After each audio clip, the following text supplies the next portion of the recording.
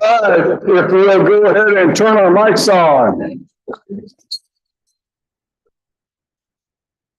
Maybe not. Then we better. Turn off our hearing aids. It's not mine. We're going to call the meeting to order. Can you even hear that? Mayor, I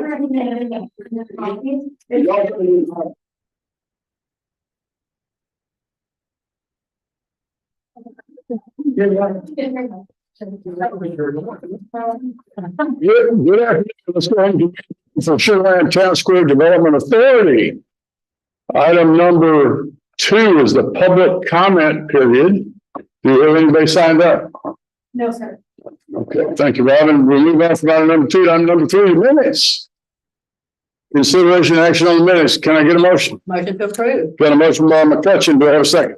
Second. Got a second by Ferguson. All in favor, say aye. Aye. Let me get everything recorded here.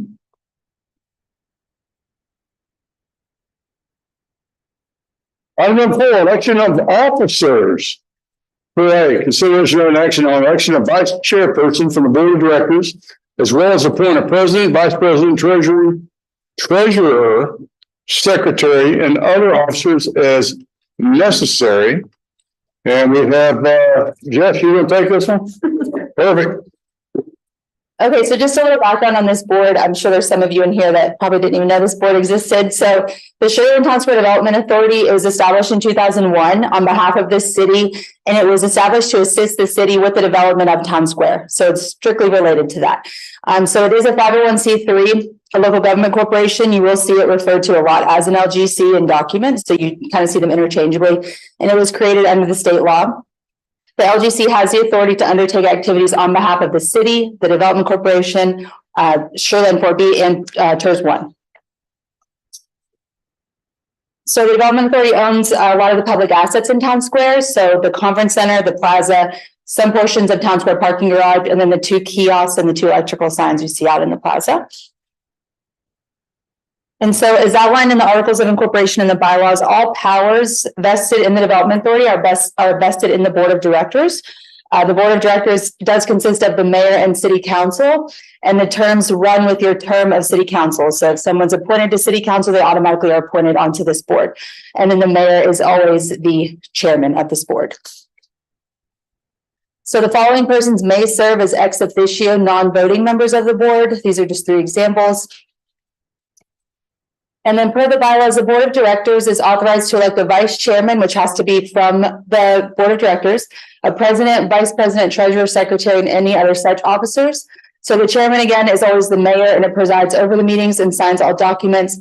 The vice chairman is a member of the board and performs the chairman's duties in the chairman's absence. You'll have to vote on a vice chairman today. And then the president is always your acting city manager. Vice president is acting economic development director. Treasurer is acting finance director, and secretary is acting city secretary, who will keep the minutes and can provide signatures on necessary documents with the president. And so with that, staff's recommending a consideration of an action on election of a vice chairman from the board of directors, as well as appoint the president, vice president, treasurer, secretary, and other officers as deemed necessary. And as a reminder, these are who we are recommending for the officers. I'm too busy. So yes, the treasurer is So I'm sorry? is that Scott? It's right now it'd be Glenda, but it would be the new finance director that's coming in. So technically Glenda would be in that role now, but it would, instead of naming a specific person, it just runs with the position. Okay. So we don't have to name a specific person. It's just the position. Yes, sir. Okay. Mhm. So why don't we entertain motions from the floor on the vice chair? I'll do it. Okay. For Suzanne to be vice chair. Second. We got a motion, we got a second. What do you got discussion?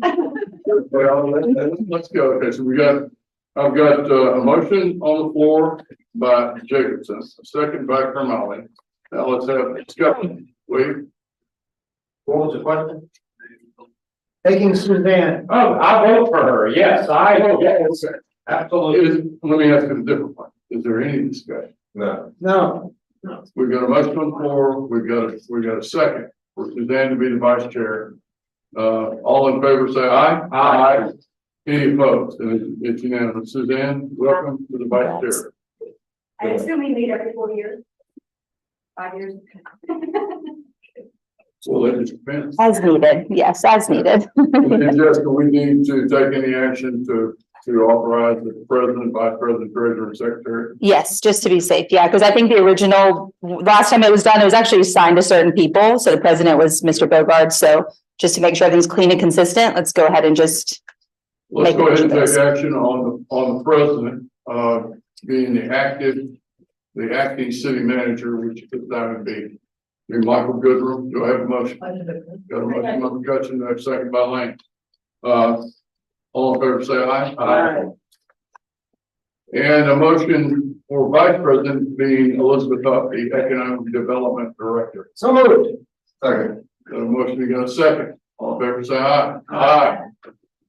The treasurer being, and let's leave that as just the acting finance director, since we'll have somebody new coming in. Do I have a motion? So got a motion by Kamala, got a second by McCutcheon. All in favor, say aye. Aye. And then, the secretary, that would be, Robin. So do I have a motion on that? Motion. Got a motion by Lane, second. Got a second by Kamala. All in favor, say aye. Aye. All right, the election of officers has been completed. Item number 5, contracts and agreements, 5A. Consideration of an action on authorization of a lease estoppel certificate regarding the master lease agreement for the Sugar Land Town Square Plaza kiosk as amended between the Sugar Land Town Square Development Authority and LC FRE Sugar Land Town Square LLC. Yes.